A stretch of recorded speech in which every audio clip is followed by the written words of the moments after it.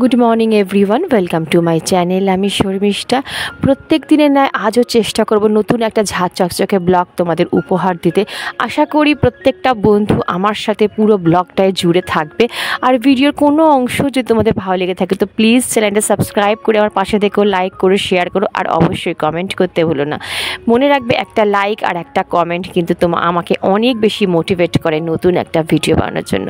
তো চলো বন্ধুরা, ভিডিওটা শুরু করা যাক। প্রথমেই কিন্তু দেখলে আমি চুলটাকে ভালো করে একটু আঁচড়ে নিয়েছি। ঘুম থেকে উঠে 5টা মিনিট নিজের জন্য অবশ্যই বার করবে বন্ধুরা, যেখানে একটুখানি স্কিনটা একটু হেয়ারটা ভালো করে ম্যানেজ করবে।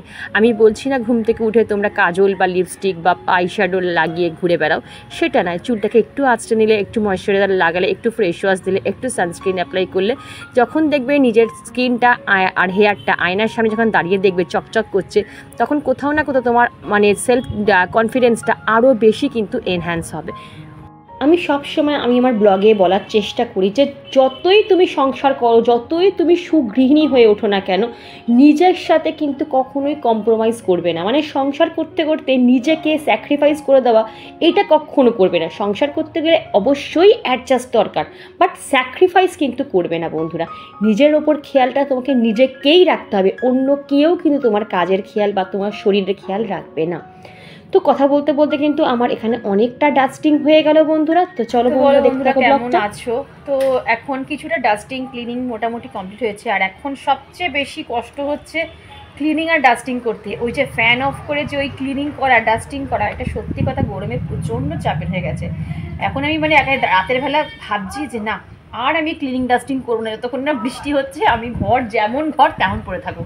কিন্তু ওই সকালবেলা উঠে দেখবো এইদিকে নোংরা সেদিকে নোংরা আমি মোটামুটি এক কথায় দেখতে পারি না। সে আমাকে লোকে ম্যানিয়া বলুক, কি আমাকে ছুচিবাই বলুক, কি অভ্যাস বলুক, কি হ্যাবিট বলুক, যে যাই বলুক, রাতের বেলা ধরো শোবার আগে যদি আমি কোনো জায়গায় দেখেছি এই জায়গাটা নোংরা হয়ে আছে, সেটা যতক্ষণ না আমি পরিষ্কার করে শোবো আমার রাতে হয়তো ঘুমিয়ে আসবে না।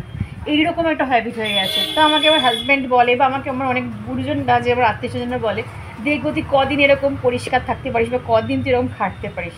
তাই বললাম যতদিন পারবো, ভগবান যতদিন গতরটা দেবে, যতদিন শক্তি দেবে হাতের আর পায়, ততদিন করবো। আর যদি না পারি তো এরকমই পড়ে থাকবে, কি করব, চোখে দেখতে হবে। তো যাই হোক, অনেক কথা বলে ফেললাম। তো কী বলতো, সারাদিন টাইম পাই না। তো সারাদিনে 5টা মিনিট তোমাদের সামনে এসে একটু বক করি, মনটা একটু হালকা লাগে যে না, অন ক্যামেরা আমি আমার বন্ধুদের সাথে কথা বলতে পারছি।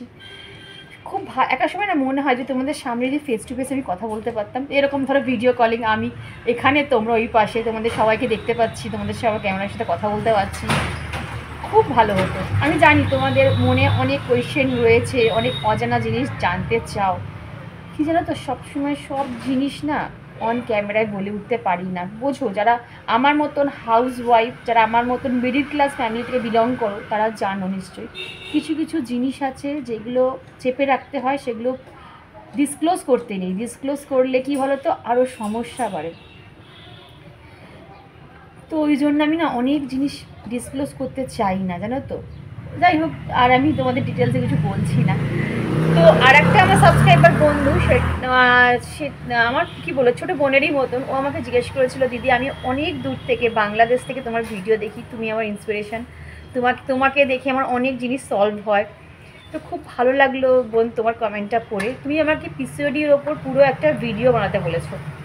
তো তুমি যদি আমার ব্লগটা আজকে দেখো বা শোনো, আমি পিসিওডির ওপর কিন্তু পুরো একটা ব্লগ আমার চ্যানেলে আপলোড করা আছে অনেক আগে।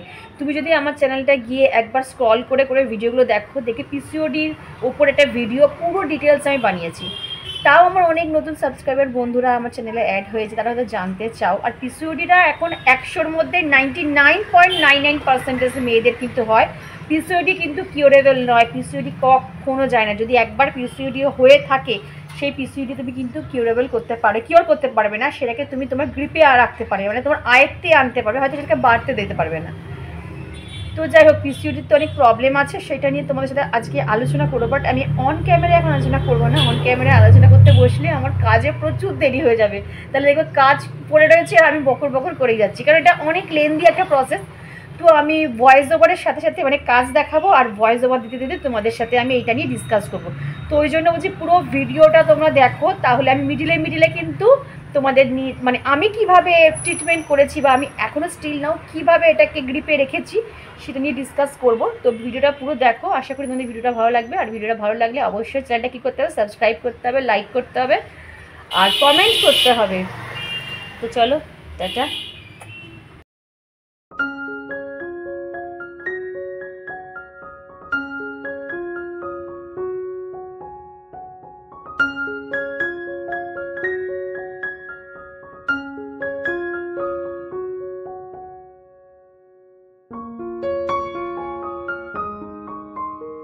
তো বন্ধুরা চলে আসি মেন পয়েন্টে। তো যে সাবস্ক্রাইবার বোনটি আমাকে কোয়েশ্চেন করেছিল যে আমি কিভাবে পিসিওডি কন্ট্রোল করেছি, তো সেটাই আজকে আমি জার্নিটা তোমাদের সাথে শেয়ার করছি। আমার নতুন নতুন সাবস্ক্রাইবার বন্ধুরা যারা আমার চ্যানেলে অ্যাড হয়েছো, আশা করি তোমাদেরও এই ভিডিওটা অনেক উপকারে আসবে। ভিডিওটা একটুও স্কিপ করে দেখো না, পুরো ভিডিওটা দেখো। আমি কিন্তু মিডিলে তোমাদের টিপসগুলো শেয়ার করব। তো আমি বারবার বলি যে পিসিওডি কখনো কিউরেবল নয়। যতই তুমি ওষুধ খাও, পিসিওডি কিউরেবল নয়, বাট আন্ডার কন্ট্রোলে রাখা যায়। আন্ডার কন্ট্রোলে আমরা কিভাবে রাখবো? আমরাই পারবো সেই কন্ট্রোলটা করতে। এক হচ্ছে এক্সারসাইজ করতে হবে, ফ্রি হ্যান্ড এক্সারসাইজ করতে হবে, ওয়ার্কআউট করতে হবে, গ্রিন টি খেতে হবে, তারপর হচ্ছে বাইরের ফাস্টফুড খাওয়া বন্ধ করে দিতে হবে। আর কি বলবো তোমার, তেলে ভাজা যে জিনিসগুলো, ডিপ ফ্রাই যে জিনিসগুলো, সেগুলো খাওয়া বন্ধ করতে হবে। আর সবচেয়ে বড় কথা সেটা হচ্ছে তোমাকে ওয়েট তোমার হাতের মুঠে রাখতে হবে। ওয়েট গেইন যেন না হয়। তোমার হাইট অনুযায়ী তোমার যেটুকু ওয়েট দরকার সেইটুকুই হওয়া উচিত। এর থেকে ওভার ওয়েট যেন না হয়। যখন দেখবে তোমার ওভার ওয়েট হয়ে যাচ্ছে, তখন কিন্তু তোমার পলিসিস্টিক সিমটমটা আরও বেশি বেড়ে যাবে। আমার যা সিমটম ছিল সেগুলো তোমাদের সাথে শেয়ার করছি। যেমন আমার পিরিয়ডসের প্রবলেম হচ্ছিল, মানে প্রত্যেক মাসে ক্লিয়ার হচ্ছিল না বা দেরি করে হচ্ছিল। একটা ডিপ্রেশন ভাব সবসময় মনে কাজ করতো, কোনো কাজে এনার্জি পেতাম না, সবসময় একটা ল্যাথার্জি ভাব, মন মেজাজ সবসময় খিটখিটে, মানে একটা খিটখিটে মেজাজ হয়ে গেছিলো। তো এইগুলো হচ্ছে মেন পিসিওডির মেন সিমটম। যদি তোমাদের মধ্যে এইগুলো হয়ে থাকে বা দেখছো প্রেগনেন্সিতে কোনো প্রবলেম আসছে, দেন অ্যান্ড দেয়ার কিন্তু ডক্টর ভিজিট করবে। তো চলো বন্ধুরা, এখন ঘড়িতে বাজে প্রায় 10টা 15, অনেক দেরি হয়ে গেছে। আর আমি আর মা এখানে একটু ভাত খেয়ে, মানে একটু দুগাল করে ভাত খেয়ে নেবো। আজকে ডাল আর ভাত, আলু সিদ্ধ নিয়ে নিই। গরমে এমনি ভাত খেতে ইচ্ছা করছে না, কিন্তু কী খাবো। তো ভাত যখন হয়ে গেছে, তো ডাল আর ভাত নিয়ে নিয়েছি। তো চলো খেয়ে দিয়ে তারপর তোমাদের সাথে বসে একটু কথা বলবো। বন্ধুরা, আমার যখন পিসিওডি ধরা পড়লো, তখন ডক্টর বলেছিল শুধুমাত্র হাঁটো, ওয়েটটাকে আন্ডার কন্ট্রোলে করো আর শুধু হাঁটো। আমি এত পরিমাণে একটা সময় হেঁটেছিলাম বিকেলবেলা, আমি সকালে টাইম পেতাম না, তখন আমার বাচ্চা ছোট ছিল। 1 ঘন্টা ধরে আমি পার্কে এমন হাঁটতাম, তোমরা বিশ্বাস করবে না, 2 মাসে আমার ওয়েট লস হয়ে গেছিলো। মানে 75 থেকে আমার 60-র মধ্যে কিন্তু ওয়েট চলে এসেছিলো। তখন আমাকে অনেকে ডেকে বলতো, তোর কি শরীর খারাপ হয়েছে? এই মা, তুই এত রোগা হয়ে গেলি, কি সুন্দর দেখতে ছিল, এখন কেমন একটা চিমসানো হয়ে গেছিস, কত শুকিয়ে গেছিস। কতভাবে লোকে আমাকে ডিপ্রেসড করার চেষ্টা করেছিল, মানে ডিমোটিভেট করার চেষ্টা করেছিল। বাট আমি কিন্তু আমার লক্ষ্যে স্থির ছিলাম যে না, যা হয়ে যাক, আমি কিন্তু হাঁটবো, আমার ওয়েট লস করব, আমি সুস্থ থাকবো।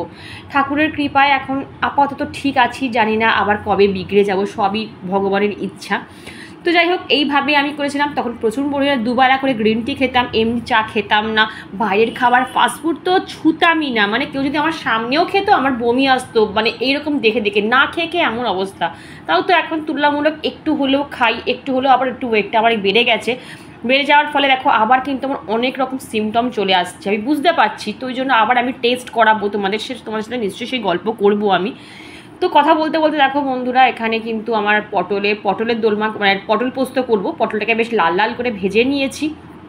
আর এখানে যে মেয়ের জন্য রস করব, মুসম্বি রস করব। তোমরাও কিন্তু প্রত্যেকটা দিন লেবু জাতীয় খাবার অবশ্যই খাবে, ফাইবার জাতীয় খাবার খাবে, ড্রাই ফ্রুট খেতে পারো পেট ভরে। কখনোই আমি বলবো না যে তোমরা এক্সারসাইজ করছো মানে এইরকম যে লাঞ্চ স্কিপ করো, ব্রেকফাস্ট স্কিপ করো, এইটা কিন্তু বলবো না। সব খাবে, বাট পরিমাণ একদম অল্প করে খাবে। পেট ঠুসে খেয়ে নিলাম, কিচ্ছু হবে না। বাড়ির খাবার খাও, হেলদি থাকবে। যতটা পারবে বাইরের তেলে ভাজা ডিপ ফ্রাইটাকে অ্যাভয়েড করবে, ব্যাস পুরো। আর হ্যাঁ, সবচেয়ে বড় মারাত্মক বিষ হচ্ছে কোল্ড ড্রিঙ্কসটা যদি ছেড়ে দিতে পারো, আর চিনি যদি খাওয়া ছেড়ে দিতে পারো, তোমার অটোমেটিক কিন্তু তোমার ওয়েট লস হয়ে যাবে।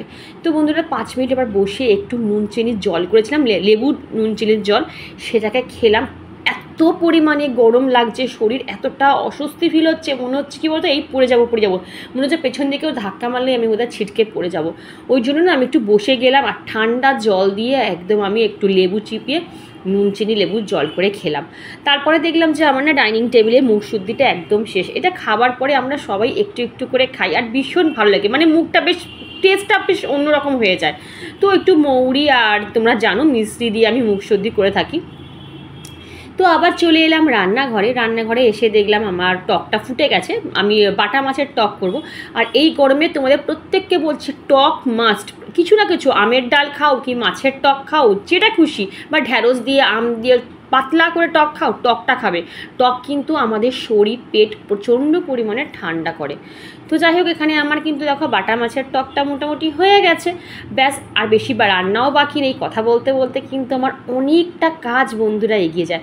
আমি বলি না যে তোমাদের সাথে কথা বলতে বলতে কখন যে আমার কাজ হয়ে যায় আমি নিজেও টের পাই না। কি করবে মা আমি আজকে এতে হাফের বেশিটা তেলের করি, হ্যাঁ, আর হাফের কমটা মিষ্টি আচার করি। দু রকম করে তোমার খাটনি বেড়ে সেই তেলের আচারতে খাটনি নেই, হ্যাঁ মিষ্টি আচারে না একটু গুড় দিয়ে কত আম আছে, অনেকগুলো আম আছে। কিন্তু গুড় ফুটতে কিছু আনা হয়নি মা, অনেকটা আম আছে। হ্যাঁ আমি তো কালকেই মলাই আনবে না, কালকেই তো টামটুকু গেছিলাম। কি করে জানবো আজকে আমার? আর এখন এই গরমের মধ্যে কাটতে হবে না মা, ওই সন্ধ্যেবেলায় যখন ফ্যান চালিয়ে ঠিক আছে বা ছাদের মধ্যে বসে তুমি আর আমি আর একটা বটি নিয়ে কেটে নেবো। কি করে বলো? কি করবো বল, সব আমগুলো কি তেলের আচার করবে? এত আম দিদি দিয়েছে, কে দিদি দিয়েছে এক বটি দিয়েছে। ও হ্যাঁ হ্যাঁ, ওটা তো লাগবে না। আর এই আমগুলো কি আটি হয়ে গেছে? হ্যাঁ সব আমি আটি। মানে আটি আম কোনটা ভালো লাগে আমি সে বুঝি না। টকি আমি ভালো হয় না, টকে আছে ভালো হয় নাকি মিষ্টি আছে? সব কটাই আটি আমি ভালো হয়। টকের আচার শোনো, টকের আচার মলায় মাম্পা খায়, আর এই মিষ্টি আছে তুমি আর আমি খাও, কারণ আমি টকের আচার একদম খেতে পারি না। তাহলে দেখো, তাহলে ঠিক আছে তুমি তাহলে হাফ, বেশি না, মিষ্টি আচার আগেবারে কত নষ্ট হয়ে গেছিলো মনে আছে? সেটা রোদে তোলা হয়ে যাবে, তাই মিষ্টি আচার অনেকটা নষ্ট হয়ে যাবে। তা ঠিক আছে তাহলে হাফ গুয়ার মধ্যে রাখা, তাহলে এবারে একটু ফ্রিজে রেখে দেবো বা বাইরের দিকে রেখে দেবো, ডাইনিং টেবিলের উপরে রেখে দেবো তো আছে। হ্যাঁ তাহলে হাফ, তাহলে বেশি না মা, মিষ্টি আচার একদম অল্প, আর টক আচারটা বেশি হবে যাতে বছরে একটা বছরে কাভার হয়ে যায়। 100 ভাগের মধ্যে 75 ভাগ টক আচার আর 25 ভাগ, হ্যাঁ হ্যাঁ ওটাই ঠিক আছে।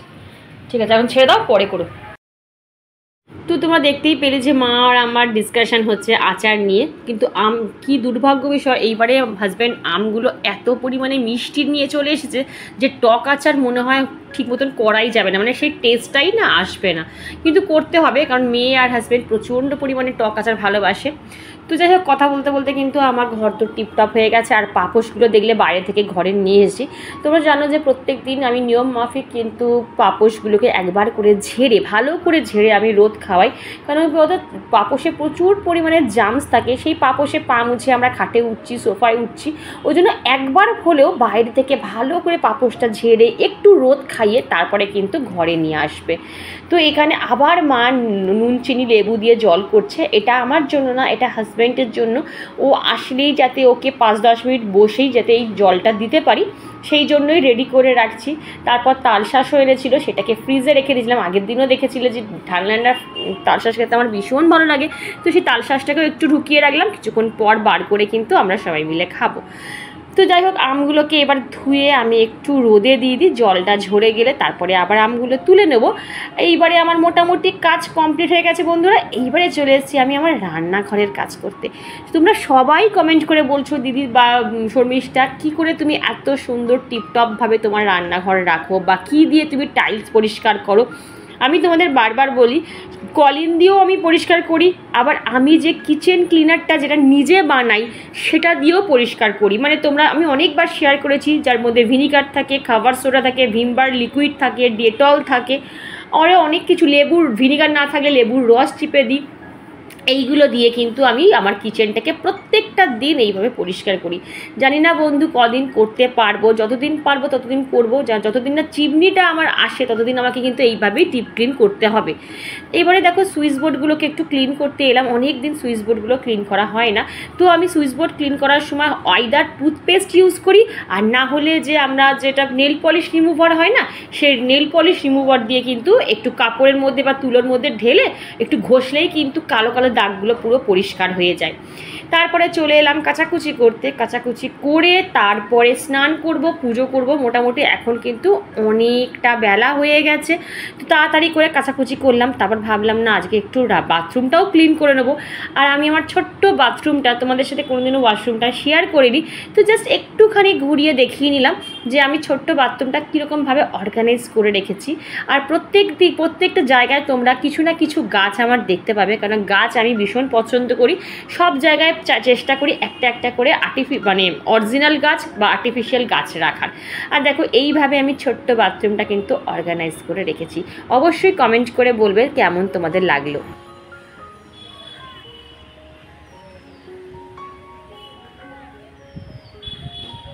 গুড ইভিনিং বন্ধুরা, এখন ঘড়িতে বাজে প্রায় 6:45 আর মেয়ে আজকে 5টায় পড়তে বেরিয়ে গেছে। ওকে 7টার সময় আমাকে আনতে যেতে হবে। কিছু টুকটাক কেনাকাটি আছে, মেয়েও স্কুলের জন্য কিছু কেনাকাটি করবে, তো তার জন্য আমাকে একটু তাড়াতাড়ি বেরোতে হবে। আর দেখো তাড়াতাড়ি এসে গাছে কিন্তু সব গাছে মোটামুটি জল দেওয়া কমপ্লিট হয়ে গেছে। তারপরে নিচে যাব, রেডি হব, তারপর মেয়েকে আনতে বেরোবো। কথা বলতে বলতে কিন্তু অনেকটা আগেই আমি বেরিয়ে গেছি। কিছু কেনাকাটি ছিল সেগুলো করলাম, মেয়েকে ওখান থেকে নিলাম, নিয়ে এবারে চলে এসেছি একটা পেনের দোকানে। আমার মেয়ে বেরোলে 2টো করে পেন যদি ওকে কিনে দাও ও খুব খুশি। তারপরে মা সিদ্ধেশ্বরী মন্দিরে মাকে দর্শন করলাম। জানি এই জায়গাটা যেই আসে সেই মা সিদ্ধেশ্বরী মাকে দর্শন করে তারপরে কিন্তু এখান থেকে যায়। তো বন্ধুরা, ভিডিওটা যদি এতটুকু ভালো লেগে থাকে তো প্লিজ চ্যানেল সাবস্ক্রাইব করে আমার পাশে থেকে লাইক করে শেয়ার করো। আজকে এইটুকুই, টাটা।